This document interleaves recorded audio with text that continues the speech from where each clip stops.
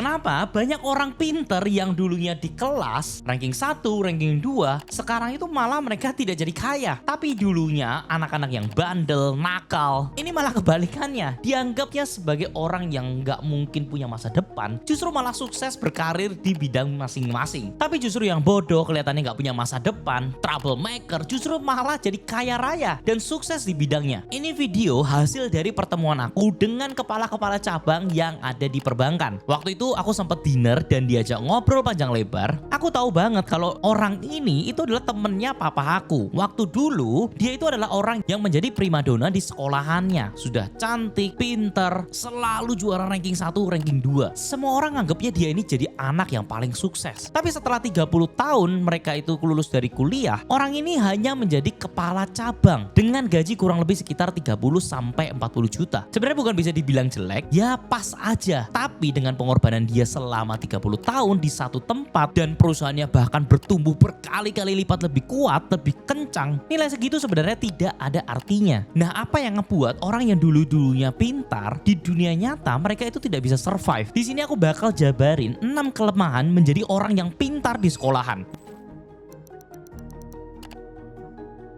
Yang pertama, dia tuh selalu menghitung semuanya di atas kertas. Karena dia pintar, dia itu sudah tahu ada skenario A, B, C, D, sampai Z. Dia sudah ada di kepalanya dan yang ada di isinya itu hanya ketakutan. Karena kalau tidak bisa seperti ini, mungkin aku melakukan ini. Kalau melakukan ini nanti gak jalan lagi, aku harus ini. Kalau misalkan ini sampai gak jalan, harus ini lagi. Ini sama seperti yang ada di komen Instagram aku. Aku sempat ngepost salah satu foto dan isi komennya menurutku adalah orang-orang yang pintar. Mereka ini terlalu pintar sampai mereka nggak pernah coba udah tahu apa yang bakal terjadi. Ada yang bilang, oh kalau misalkan melakukan hal yang seperti Anthony lakukan sampai nggak keisi, itu bakal mampus, itu bakal mati, itu bakal kelilit utang. Oh itu kan cuma teorinya doang. Oh kalau misalkan itu nggak mungkin bisa di-approve sama bank. Dan aku yakin mereka ini semua adalah orang-orang yang pintar tapi tidak pernah mencoba apa yang aku lakukan. Dan aku yakin banget orang-orang yang ngomong kayak gini punya satu properti aja susah setengah mampus. Bahkan kadang-kadang masih ngontrak karena terlalu banyak overthinking. Yang dia lakukan hanyalah melihat possible yang jelek-jeleknya aja. Sedangkan aku sudah punya banyak project yang aku buat, sudah punya banyak properti di usia aku yang masih sangat muda. Yang kedua, orang yang pintar itu cenderung takut ambil resiko. Justru di sekolahan, kita itu dituntut untuk selalu benar. Jawaban dari semua soal hanya ada satu jawaban. Jadi kalau kita itu mau melewati tembok, seperti contohnya ada di foto ini. Misalkan semut ini untuk bisa melewati tembok, ada semut yang naik lewat atas, ada semut yang menyeberangi ke kanan, ada semut yang melubangin tembok tersebut, ada semut yang menggali tanah ke bawah untuk melewati tembok tersebut. Ada banyak kemungkinan untuk bisa melewati tembok tersebut. Tapi di sekolah, kalau kita diajarin untuk menggali tanah ke bawah, yang hanya kita ikutin cara yang paling benar hanyalah seperti itu. Nah, sama seperti di textbooks, ketika kita itu mempunyai properti, satu-satunya cara yang kita bisa lakukan adalah menyewakan atau menjual kembali. Tapi proyekku yang ada di Bali, ada loh yang bisa disewakan dengan harga beli. Jadi kalian itu bahkan masih memiliki sertifikatnya dan hasil sewanya tersebut bisa mengembalikan modal tanah dan bangunan kalian. Ini luar biasa jenius yang kalau dipikir di textbook itu nggak mungkin. Tapi kenapa bisa mungkin? Karena realita di lapangan itu berbeda dengan yang ada di textbooks.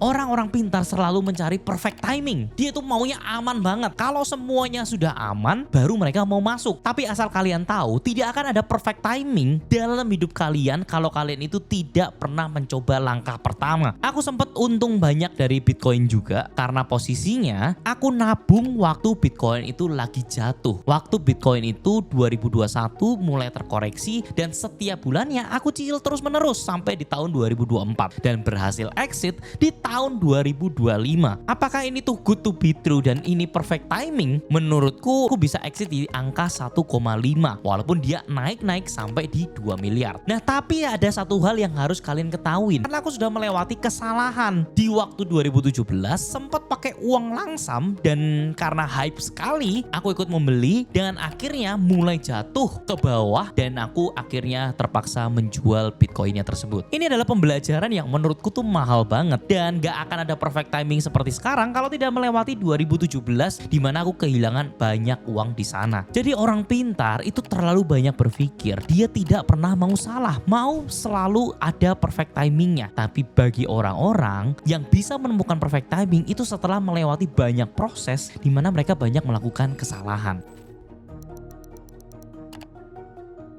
Yang keempat, gak mau mencoba hal-hal yang baru. Di sekolah, apalagi pembelajaran fisika, kimia, kita selalu dituntut untuk punya satu jawaban. Dan jawaban tersebut adalah dari pakar-pakar yang memang sudah terbukti. Ini ngebuat kita menjadi punya mental block untuk tidak pernah mau mencoba hal-hal yang baru. Karena mungkin apa yang kita lakukan itu salah. Padahal untuk bisa sampai di titik sekarang, aku pun sebenarnya hasil dari mencoba berbagai macam hal. Contohnya, gimana aku bisa ngomong selancar ini di video YouTube itu karena aku dulu suka nulis buku diary. Gimana akhirnya aku bisa networking sama orang-orang yang kaya? Karena aku belajar cara untuk ngobrol dengan orang-orang kaya. Terus gimana aku akhirnya bisa storytelling? Ya karena aku banyak nonton video-video Raditya Dika kalau merangkai sebuah stand up komedian. Dan gimana akhirnya aku bisa mulai masuk ke dalam video YouTube? Ini karena aku nonton videonya Atta yang mengatakan kalau semua itu harus direkam dan kedepannya YouTube itu akan mengalahkan TV. Nah, ini semua aku rangkum menjadi satu dan akhirnya menjadi sebuah rangkaian kumpulan dots yang akhirnya bisa membuat aku punya koneksi sebanyak ini, punya project sebanyak ini. Dan kalau aku tidak pernah mencoba hal-hal yang baru, mungkin aku gak akan bisa sampai di posisi sekarang. Kelima, itu adalah kreativitas. Orang pintar itu sukanya disuruh sama gurunya untuk mengerjakan sebuah PR dan dia akan mengerjakan sendiri. Sedangkan yang bodoh, karena dia nggak tahu caranya, dia cari cara supaya dia bisa tahu. Dengan cara apa? Dia nyontek lah, dia cari cara ketemu sama orangnya, terus nyogok ngajak makan untuk negosiasi dan akhirnya dapat jawabannya. Dia kerja lebih sedikit dengan cara yang lebih kreatif, mendapatkan hasil yang sama dengan orang yang pintar. Apakah di dunia ini diperbolehkan? Jawabannya di dunia nyata banyak sekali orang-orang yang mau membuat properti, mereka nggak dapat izinnya karena seringkali izinnya itu sangat rumit. Dia melewati banyak rintangan dalam urusan perizinan. Tapi ada orang yang bahkan dengan sangat sukses mengembangkan propertinya karena izinnya itu gampang sekali, dimudahkan sekali. Karena apa? Karena mereka gampang networking. Mereka itu gampang bergaul dengan orang, mereka bisa nyokok sana sini dan akhirnya mereka bisa mendapatkan izin yang jauh lebih.